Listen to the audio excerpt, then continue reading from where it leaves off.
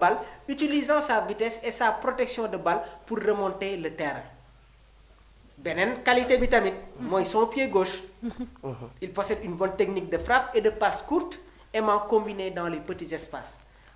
Maanaam tac-tac raquette jouer entre les lignes def yenn appels yi si 1-2 yi mimer il peut le faire. Beneen mbir bi tamit un atout physique parce qu'il a un volume de jeu box to box bi doté d'une grande endurance et d'une capacité pulmonaire importante. Dafay couvrir énormément de terrain pour presser, soutenir les attaquants. Dans son jeu, il y a la possession et la protection. Andy Diouf joué noonu ak El Ainaoui bi nekk AS Rome, l'international marocain. Par moment, il se retrouvait dans ce même milieu de terrain là. Donc joueur bu mel noonu su fekkee pare na pour ñëw représenter défendre les couleurs, tu vas pas hésiter à l'appeler. Mais est-ce que Andy pare na pour ñëw jouer avec l'équipe nationale du Sénégal? Pour la question, c'est la question. Sénégal tollootul fenn foo xamante ne dafay dem di xëccoo ay joueurs. Beneen mbir bi tamit mooy Andy su ñëwee. ci équipe bi. du démarrer de. day toog ci banc bi la lay toog. non en fait il y a la définition de la hiérarchie. ñun dafa am 11 boo xamante ne. dafa commencer di feeñ. Et Pape Bouna Thiaw dafay associer des joueurs complémentaires. Le football suscite des analyses objectives et pointues et bien réfléchies. am na milieu de terrain yoo xamante ne soo leen boolewee li nga bëgg doo ko am. Et si équipe bii dama ne la Edouard Kalidou Moussa Niakhaté El Hadj Malick Diouf Crépin Diatta Idrissa Gana Gueye Pape Alassane Gueye Sadio Mané Iliman Ndiaye Nicolas pour nga laal leen problème la. Donc ça c'est une définition de la hiérarchie. Léegi nag qui va compléter le milieu de terrain à 3. xam nga Pape Alassane doo ko laal. Gana doo ko laal.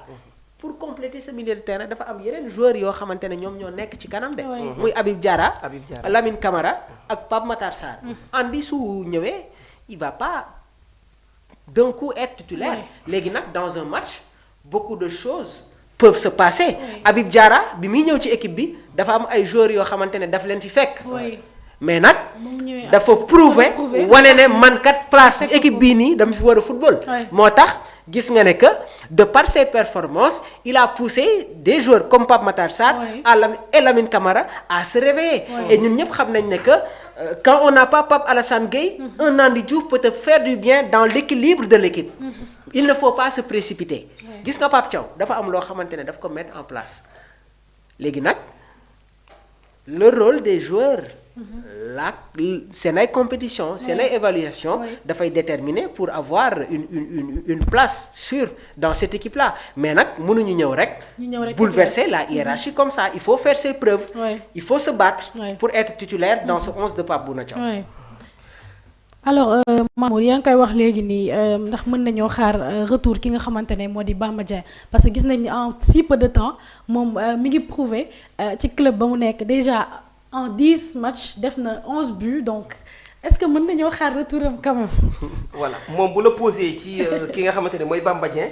man dama cee dolli ci ki nga xamante ne et je pense que ñoom ñaar daanaka ñoom ñoo bokk même partie ci terrain bi fu ñuy footballé. mooy le retour de Assane Diao. damay commencer ci Bamba. ci Bamba après nga ñëw ci Assane Diao. ok d'accord. Il a des statistiques de pur serial killer.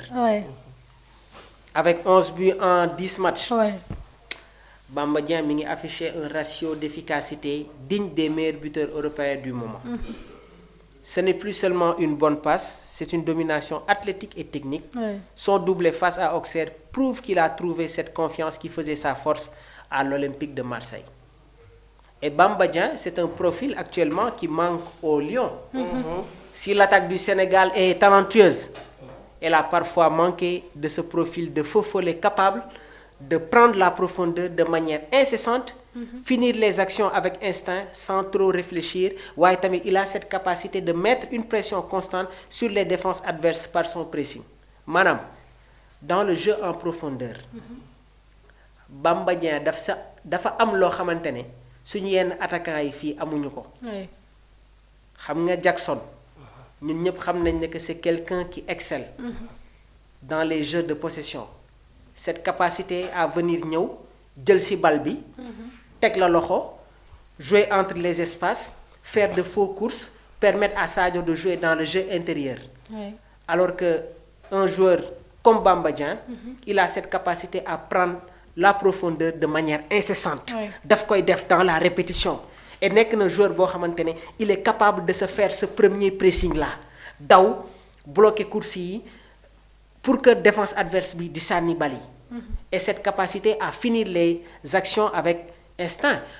Si Bamba était régulier du génn ci équipe bi. Il a fait un excellent passage avec l'Olympique de Marseille. Et à un moment donné, Bamba était une déception. Parce que vu les qualités, sa polyvalence, il peut jouer comme excentré. Sous l'ère Aliou Cissé, de par sa vitesse, Aliou joue le match comme excentré. Donc quand tu as un joueur qui te met 11 buts en 10 matchs, tu n'as pas le choix. Donc dem jëli. Léegi nag ce qu'il faut savoir, sa forme actuelle dafay cocher toutes les cases.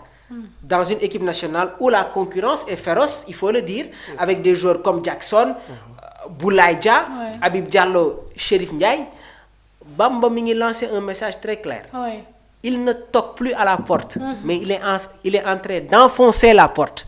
Maanaam Bamba fëgg na kenn wuyu ko jamono ji nag day daaji buntu bi dugg.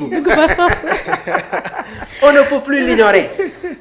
Un attaquant qui marche sur l'eau, peu importe le championnat, s'il marque des buts, il faut le faire venir. Bon, il faut le dire parce que à un moment donné, beaucoup de Sénégalais, voilà, beaucoup de personnes, sax ñi nga xamante ne ay amateurs du football lañ. dañ doon wax ni Bamba Dieng dafa retiré wu, peut-être dafa dem en retraite. Il a appris beaucoup de choses.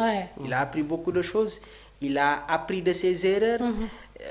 Cette équipe-là, pour jouer dans cette équipe, il faut être fort. Il faut être compétitif. Il faut être régulier.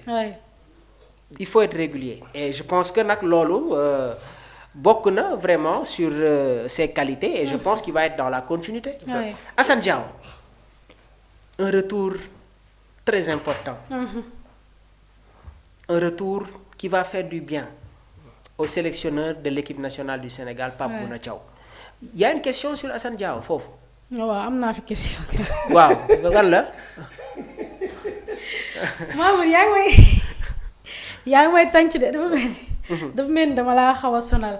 Mais bon juste j'aimerais savoir nan la ko ki nga xamante ne moo di Pape Thiaw nan lay utiliser ki nga xamante ne moo di Assane Diao.